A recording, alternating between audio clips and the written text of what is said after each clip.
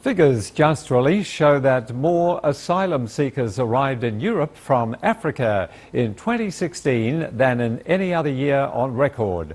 European foreign ministers meeting in Brussels are trying to hammer out an investment plan that will create more jobs in Africa to discourage people from trying to cross the Mediterranean into Europe.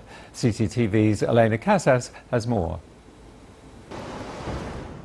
The EU has promised €44 billion of investment funding for sustainable development projects in Africa by 2020, and member states are supposed to double that. On Monday, the EU's top diplomat, Federica Mogherini, said the fund will focus on clean energy.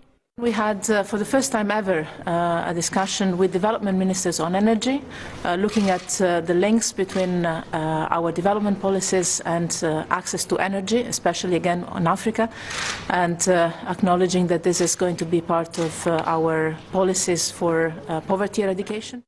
The EU is trying to move its role in Africa away from humanitarian aid and towards trade and investment. The aim is to create jobs and discourage migration to Europe.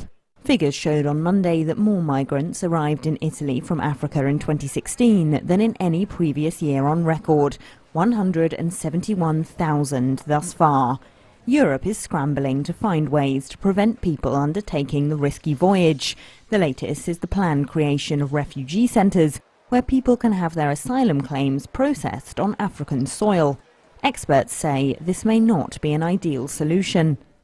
I think what's important is that the international community, the EU, the UN, works out how this first centre is exactly going to work and what the implications will be. Because this all looks very good on paper, but you have to see how this will actually work.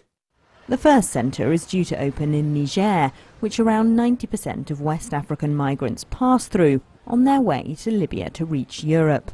Refugee advocates say the aim behind processing centres is a good one, to give people a legal way to apply for asylum in Europe without undertaking the dangerous journey, but they could become permanent refugee centres.